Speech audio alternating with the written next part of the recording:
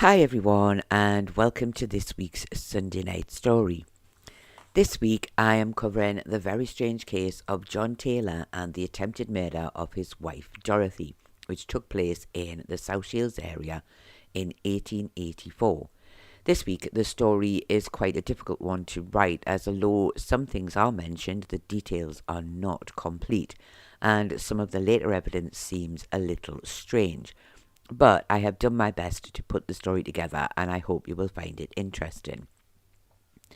Sadly, this is another of those stories where the backstory of those involved was not possible to find.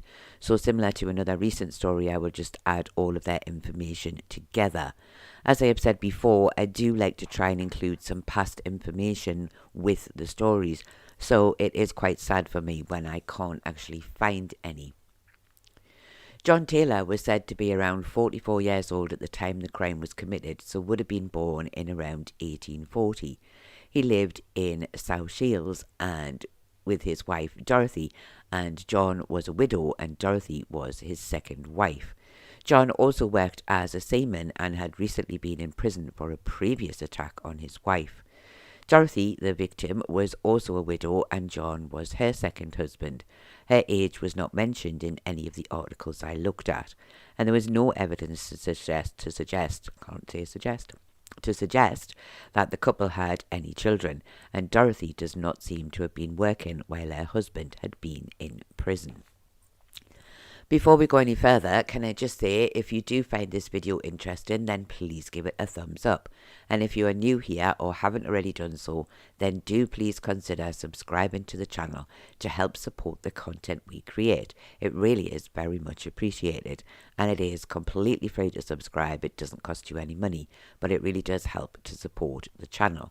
And I would just like to add, as I always do, that I do record these stories live, so I do sometimes make mistakes, and I've already made a couple already, which is quite good for me. I'm normally a little better than that, but I always try to rectify these, so I hope this does not spoil your enjoyment of the video. To tell this story, we need to go back to 1883, when John was arrested for an attack on his wife Dorothy, which had taken place at the home of a friend in Hebburn. In May of 1883, John and Dorothy had been out with friends, and after a while they went to the home of a lady by the name of Mrs. Grice, and Dorothy began to look at some photos. One of the photos was of her husband who had died, and she got quite upset when she looked at it. She got up from her seat and went outside into the yard, where John followed her. He called her name, and as she turned to ask him what he wanted, he stepped forward and struck her in the neck with something. This would later found to be a knife. Dorothy, unaware at first that she'd been hurt, went back into the house, followed again by John. When she realized she was hurt, Dorothy spoke to John and said, "Look what you have done." And he replied, saying, "Oh dear, let us get that fixed." Dorothy then told one of their friends that John had stabbed her, and he asked John, "Why have you done that?" John had replied, "I am jealous of that man there," pointing to another of their friends, a man known only as Anderson. However, there does not seem to be any reason for his jealousy. When he was seen placing a knife back into his pocket, another of his friends spoke to him, and he waved his arms in the air and said, "I have done it. I care for neither her life or my own." He then called Dorothy a prostitute and said he would not take care and support someone like her. His friends eventually persuaded him to take Dorothy home and send for a doctor. However, it does not seem that they believe that he planned to do this, as his friends, after he left, went to find a policeman to tell him where he could find the couple, and they were found on the railway station. John was arrested for cutting and wounding his wife, and Dorothy was taken to see a doctor. And the doctor had stated that Dorothy had 2 wounds, and although neither were serious, she had been lucky, as one had been close to the main artery, and it could have been very much worse. It would seem that Dorothy was not keen to press charges. However, it was taken out of her hands, and John was sent to trial for the attack. Here he was found guilty and sent to prison for 15 months with hard labour, despite protesting his innocence and saying that he had tripped and fallen while he was using the knife for something else. His time in prison was over in October of 1884, and he returned to the South Shields area. 2 days after his release, John went into a public house in South Shields, and here he found his wife drinking with 2 friends. He went over and spoke to Mrs. Mary Mingo, who was there with her husband and Dorothy, saying that he had not expected to see them there. He then sneered at Dorothy, telling her she had wrecked his life. Mr. Mingo, who was just about to hand a drink to his wife, told John not to be so nasty and was told by Dorothy that this man was her husband who had just got out of prison.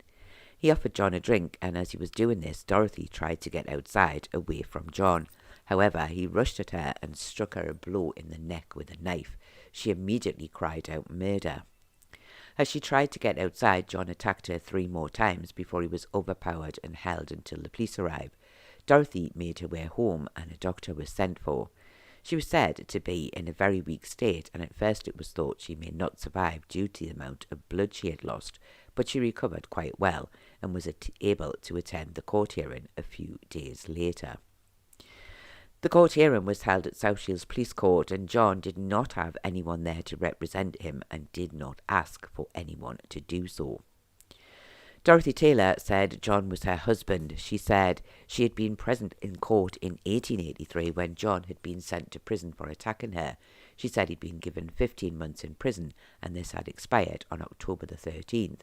She had no desire to see him on his release and had tried to keep out of his way.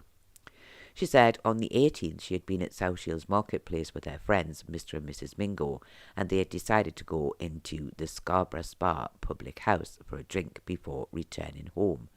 She said John was not there when they went inside. He came in a few moments later. She said he walked over and spoke to Mrs. Mingo. He said, "I had no idea of meeting you here." She said he then turned to her and said in a savage manner, "Dorothy, you have wrecked my life." She said she told him, "I have nothing to say to you, especially here." It was alleged that John had asked Dorothy to live with him again and she had rejected him. However, this was not mentioned in Dorothy's evidence. Dorothy continued, saying Mr. Mingo was returning with their drinks and he handed a drink to his wife and said to John, "Don't insult these women, that is my wife and friend." She said Mrs. Mingo told him that the man was John Taylor, and Dorothy said she told him he was her husband. Mr. Mingo turned to John and asked if he was Dorothy's husband, and John replied, "What's left of him?" She said Mr. Mingo then asked John if he would like a drink with them, and he said he would have a small brandy. She said she paid for the drink, and then putting her glass down, she tried to leave the pub without him. But she said she was barely able to move before he struck her a blow in the neck with a knife. She cried out murder and tried to run for the door, but he struck her 3 more times before the barman and Mr. Mingo were able to wrestle him to the ground and take the knife away from him. She said she then went outside and was walking along the street when she saw the police taking John into custody. When asked, she said that John had not told her that he would not have come into the pub if he had known she was there. And it also has to be said at this point that things don't seem particularly clear, as it appears that Dorothy went home but was not seen by a doctor until 2 days later.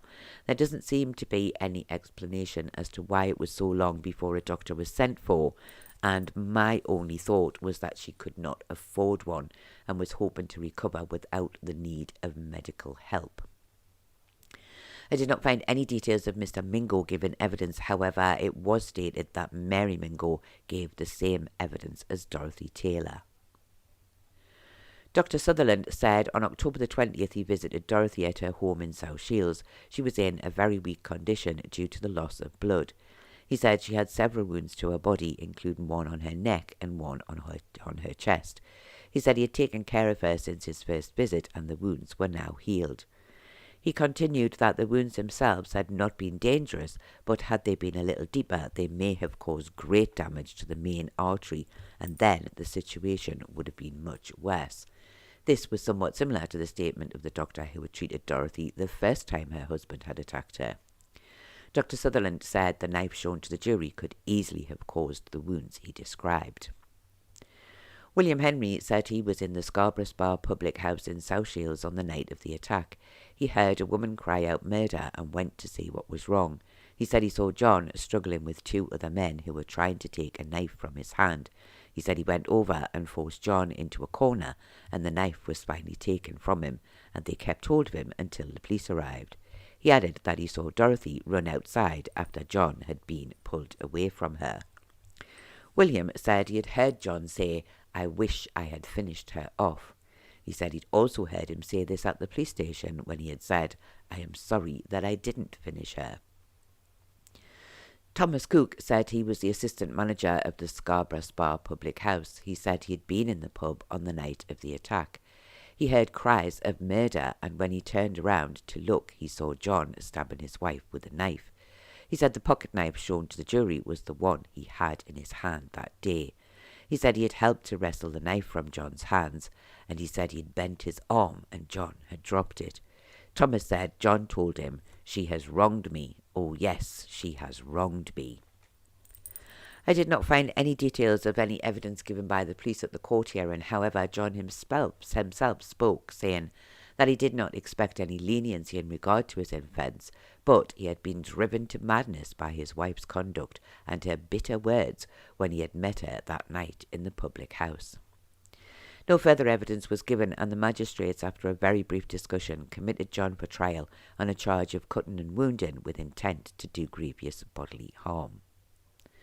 The trial took place in Durham in January of 1885 before Mr. Justice Lopes. John pleaded not guilty to the charge. Now, the details of the trial were incredibly basic, and some evidence, as I mentioned at the start of the story, was a little strange, with no information to back up what was said.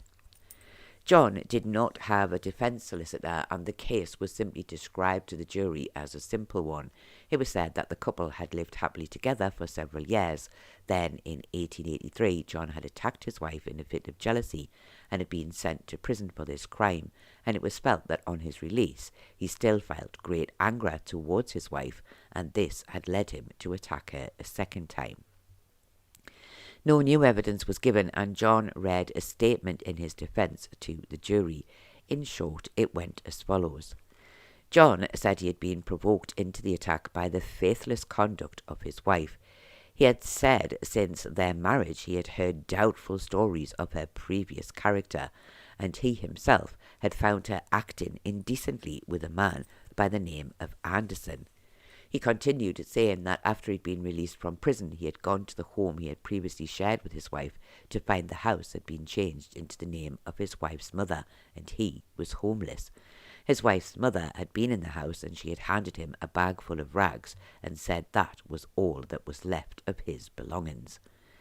John did not say anything further and did not explain why he had attacked Dorothy on the 18th of October, and Dorothy does not seem to have been asked any questions with regard to her supposed bad conduct. However, she did state that she had not got rid of any of John's clothing other than a vest and a pair of black trousers, and she had taken these to the pawn shop to raise money for a solicitor for John after his first attack in 1883. I did not find any details of the prosecution or the judge summoned up, and the jury, after retiring for quite some time, returned a verdict of guilty of unlawful wounding without intent. The judge then spoke to John, telling him that the jury had taken a most merciful view of his crime, but it was not for him to pass comment on their verdict, but he felt that John had been very lucky. However, he was not going to pass a short sentence, and he would send John to prison for 12 months with hard labour. Immediately after this, the prosecution solicitor asked the judge to grant a separation order for Mrs. Taylor, and this was indeed granted, and John did not appear to make any objection to this order. Sadly, what happened after this is a mystery. I did not find any details of what prison John was sent to serve out his sentence, and do not know when he was released. But I do have to hope that he did not return to the South Shields area, and hopefully Dorothy did not have to put up with a third attempt on her life. This was another odd case. It was clear that John had issues with jealousy and seemed to believe that his wife was spending time with other men and acting in an indecent manner with them. However, it's not clear if this was true or simply something that John had imagined. And I found no details where Dorothy discussed her husband's jealous nature, nor did I find any evidence given by the man known only as Anderson, so we cannot truly know for sure if Dorothy had been behaving badly or not. Perhaps it was all in John's imagination, and once the seed was sown, it grew until he could no longer contain his anger and ended up attacking his wife. And after spending time in prison, his anger grew even more, and he went in search of her on his release with the intention of taking her life. Dorothy was, without a doubt, incredibly lucky that she survived both attacks, as each time it seems she was only inches away from a more serious injury and even death. Was the jury correct to find him guilty without intent? Well, on this one, I don't think they were. He had attacked her twice, and it does not seem to me that he did not intend to do her any harm. I think perhaps they believed his statement at the trial, suggesting that he had been provoked and did not know what he was doing, but I feel they made the wrong choice. The judge, on the other hand, I think was correct to send John to prison for 12 months, as he could have been given a much shorter sentence for the crime he had been found guilty of. But what do you think? Do you think there was some truth in the idea that Dorothy had been spending time with other men? Or do you think this was just something that John had imagined, especially when you consider that the first attack came after she had viewed a photo of her dead husband and had become upset? So why would that have led him to attack her out of jealousy of a completely different man, the man called Anderson? Do you think the jury were correct to find him guilty without intent, or do you think it was clear that he did intend to do Dorothy harm? And do you think the judge was correct to send him to prison for 12 months, or do you think his sentence should have been shorter, or maybe even longer? Do please let me know your thoughts in the comments below. I do hope that you have found this very strange but also sad and tragic story interesting, and I do thank you all very much for watching, and I do look forward to seeing you all again next week.